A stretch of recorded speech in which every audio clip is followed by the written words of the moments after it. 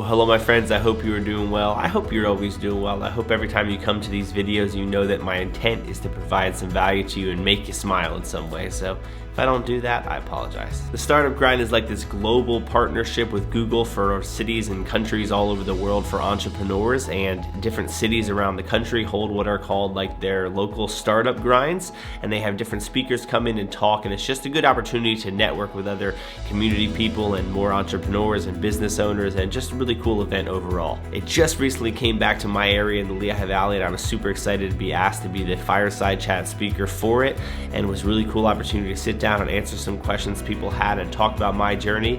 And per usual, I filmed it all, and I decided it would be beneficial to maybe show you some of what we talked about, and I hope this piece of content is valuable to you. Would love to hear in the comments below if anything stuck out to you. And as always, thanks for watching. We'll just get right to it and enjoy. Thank you all for being at the first Startup Grind Lehigh Valley event. Happy to get the ball rolling here, and Scott, thanks a lot for being here. Really happy to have you. So why don't you just start off by telling everyone what your business is and how you got started and where you are now. The short story is I have a video production company.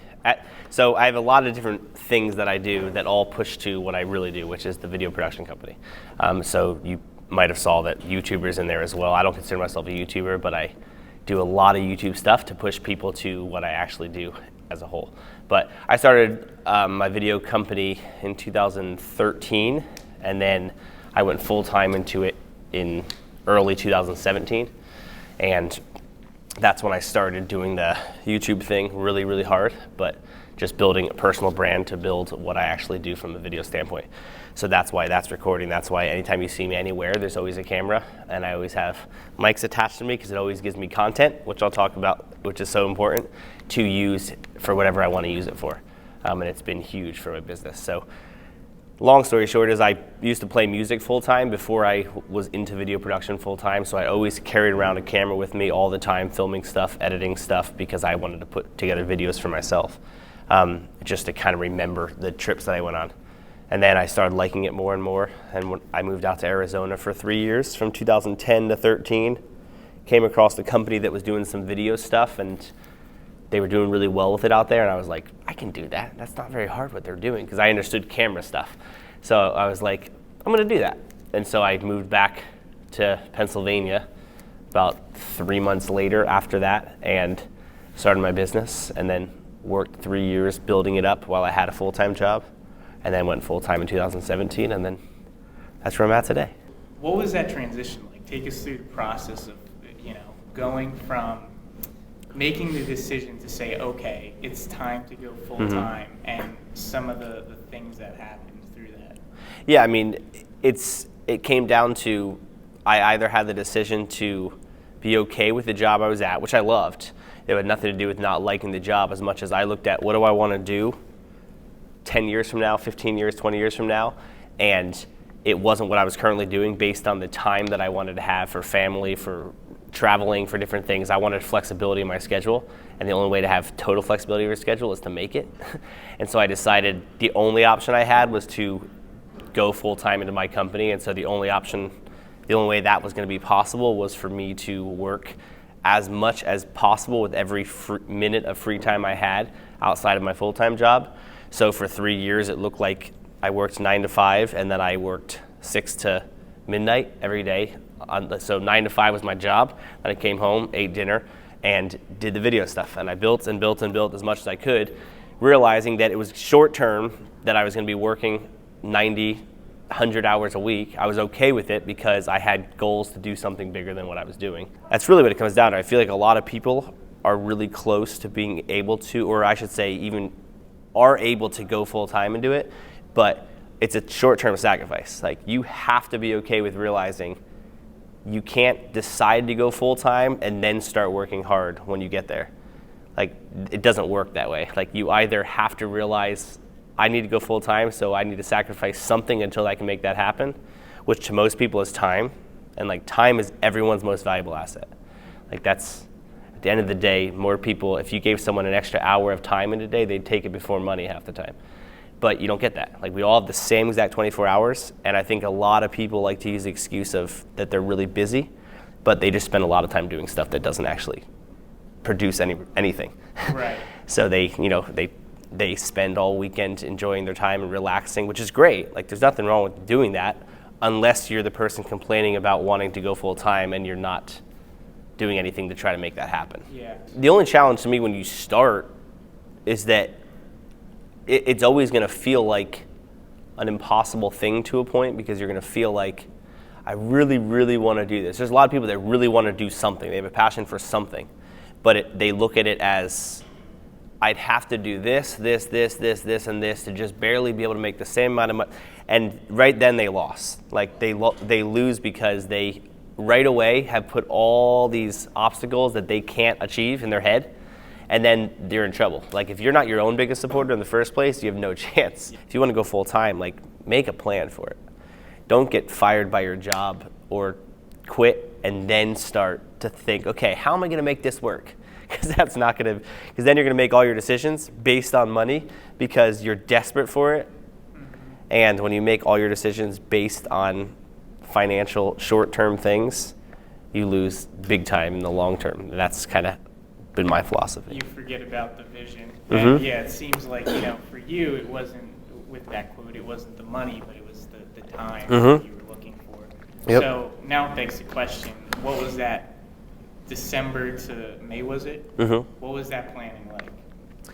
I mean, for me, it was a little different because at that point, a big part of our video business was wedding stuff. So weddings, booked far enough in advance that it's easy for me to at least look at a calendar and say, here's how much money I know I'm making from this point to this point, because they're booked in advance. But it was about realizing weddings were not what I wanted to do forever. And so how can I start to build now while I have an income to make smart decisions so that I could actually build the other side of my business that wasn't just weddings.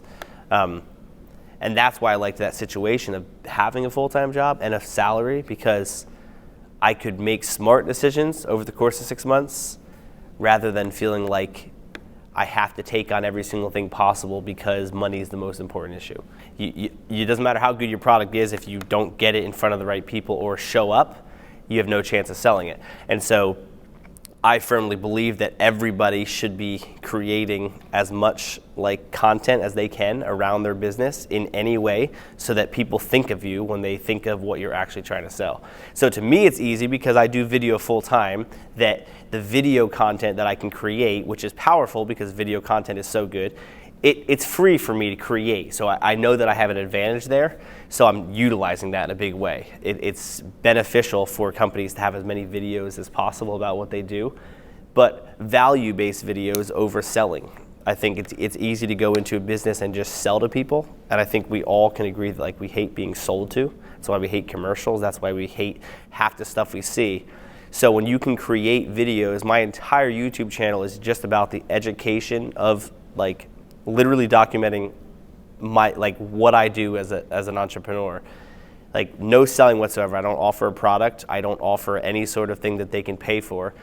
And what that does is make me show up nonstop as the video person, so that when I come across businesses or when I post specific piece of content, I may use certain pieces of this for something on LinkedIn or something that is business based. I'll produce unique pieces of content in those platforms. And the more and more I show up in front of you, the more and more that when you need video, you'll think of me before you think of someone else, because I keep showing up. You don't even know what I do. You just know that you keep seeing me on videos. And that's how all my biggest clients are now that I've gotten commercially, have been simply the fact that people have watched vlogs that I've done or just random videos that show up constantly in LinkedIn for not even the topic that they are passionate about, but I just keep showing up to them so that when these big companies decided that they wanted to do some video work or build their own type of content, they saw me more often than they saw someone else. And that's why the content side of it's so popular and I think so effective, because when you don't sell to somebody and you provide a lot of value to them, funny things happen. But some people can't do video. Some people are really good at writing.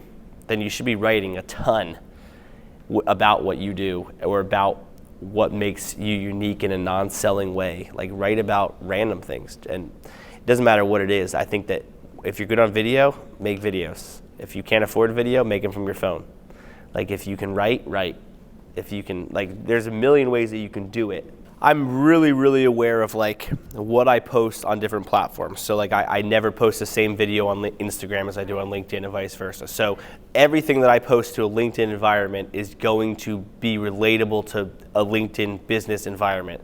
Now it's not going to be anything about, you know, if you're interested in video, hire me. It's going to be things like there might be a vlog that I'm talking to my audience about, like, do you hate your job? I may put like a 90-second video together with just that part of the vlog with the title on top of it that says, do you hate your job? And post that natively in LinkedIn, because people on LinkedIn naturally see things. They watch videos without sound, so having subtitles. It's posting things that are unique that I know a LinkedIn audience can relate to. So I won't post a video on LinkedIn that's like, you know, a travel film that I may do on YouTube or Instagram, but I'll really specifically think about anytime I finish a video from a day, if there's something, any piece of that can be unique in LinkedIn, I'll put a unique edit just for LinkedIn in there. And I'll use it to my advantage that when we were starting to get into real estate, I connected with every realtor on LinkedIn, never wrote a single thing to them, never connected and say, my name is Scott, I do video. I connected with every single one of them. Then I found 3 that wanted to do, by people that I knew. I said, I want to do, give me 5 free houses to do, because I was going to put them all over LinkedIn, not selling it, but I knew who my connections were. So when I started to post videos of real estate homes that I felt like were done nicely, I knew who my connections were. They were realtors, and they were going to see these videos and say who did them, and they reach out to me. So I never reached out to a single person selling them on that. I just knew who was watching my content. Everything I create is intended to have some sort of value. Okay, now, so in that example. Right. So now value is entertainment, value is education, value is inspiration. Everyone's value is different. So people watch YouTube vloggers not because there's education, because they're really intrigued by just its entertainment. Right. In a LinkedIn audience, Right. them seeing a real estate video doesn't have to have any value, because naturally that's all their brain thinks about. So when they see a house video start to play, they watch it because that's what they do. So then they see it and they're like, that looks good. Who did that? It gets them to contact me about that. So it's more about, on the real estate side, it's not as much providing a value as much as showing them the work that I know that they currently already pay for, so that they think about me to actually hire it. Now, other people that aren't realtors, they may see the do you hate your job? That video may resonate with them because they do, but so then they like it, they comment. LinkedIn's algorithm says, you liked my video and you commented. The next time I post something, you're gonna see it again, and then you're gonna see more and more. So once I get you to connect with things, regardless what it's for, LinkedIn's gonna show you more of my stuff because you interacted. So that's kind of how, it's just like a big circle of when you create anything valuable, people will connect, and then it's a big circle of stuff. But I always feel like I need to have some rationale for putting it on there. Sure, but if you overthink that, you'll stop, you won't post either. All right. Because you'll always second guess, is this good? Like, let people decide if More it's good. important to get it on there. Yes. Okay. You post whatever you want, let them tell you it's no good. Okay. Rather than you sitting, you know how many people are probably sitting on amazing songs that they've never released as artists? Who's to say they can let them decide if it's good? If you already count yourself out, you don't even let them read it, you lost before even trying. And if you're a good writer, your stuff may be good without you knowing it, because you're your biggest critic. No, what she could write about though a ton would be like why it's the biggest difficulties of working from home, why you should think about leasing a space. Have interviews with all these people of entrepreneurs saying like, why did you used to work from home and don't anymore? Why did you used to have an office but not anymore? Provide value that is essentially like, why does she talk so much about working from home? Oh, because she has a co-work space. So you create education, like interview all these entrepreneurs that work from home, take 10 minutes to have a conversation with them and write it, and then your article is written well, because you write well, about why I feel it's super important to not work from home. And it's not about her saying, now they use my co-work space. It's about getting you, the entrepreneur, to be like, yeah, I hate working from home too, but offices are so expensive. But wait a second, That's why she's talking about this. She has a co-work space. Anything's better than nothing for sure. And the more and more, and like from your standpoint too, with like the therapy side of it, the stories you hear, the things that you help people through, you could write about for days or post videos about for days. You don't have to name people. Yeah. You just talk about like if you literally posted a video every single day of like what was your biggest takeaway that you had from one of your sessions in some ways, and then you titled it correctly of like how to deal with, I don't know, whatever you talked about. You talked about a lot of things, I'm sure. Whatever it was, and every single day it was like, what's your first name? Patty. 90 seconds with Patty. And it was each day's like, here's what I talked with someone about today, and here's where we made a breakthrough because of and it just keeps making the video can be valuable because it can reach someone that is dealing with the same thing. But then they're like, yeah, that really resonated with me. I would actually like to go deeper.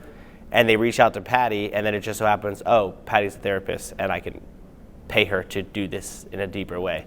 It's all about you create content around what you do enough that you can give everything away for free. People still will pay at the end of the day because they realize if you're giving so much good stuff away for free, how much better would it be if you get one-on-one time with the person? When you posted your first video, how many likes did you get? I think I got 3 or 4 views on it. Yeah. And how many views are you getting on a video now? My channel gets 270,000 a month, and it's gotten 2.6 million in the last year. But literally, the reason it gets that now is because I could care less about views. A funny thing happens when you really don't care about the things most people care about, like likes and views and approval of other people. The amount of people that buy stuff just to get people to like them that they don't even like themselves is ridiculous. Like people drive these, I posted a tweet not too long ago, like remember that the Ferrari you see is probably leased and he's driving home to a place he doesn't own to impress people he doesn't like. That's like the story of people. Like we do all this stuff to get the approval of people that we don't even like. It just doesn't even make any sense. I tell people to work 100 hours a week when they're building a job if they're not happy with what they're currently doing. Like if you're insanely happy and you make $10,000 a year, then don't work anymore. There's, people that are worth $50 million, they're like, I just wish I had more time with kids. Like you have $50 million, just spend more time with your kids. That's easy. It's the people that I feel like I really have the biggest impact on are the people that try to use like excuses of why they can't do what they want.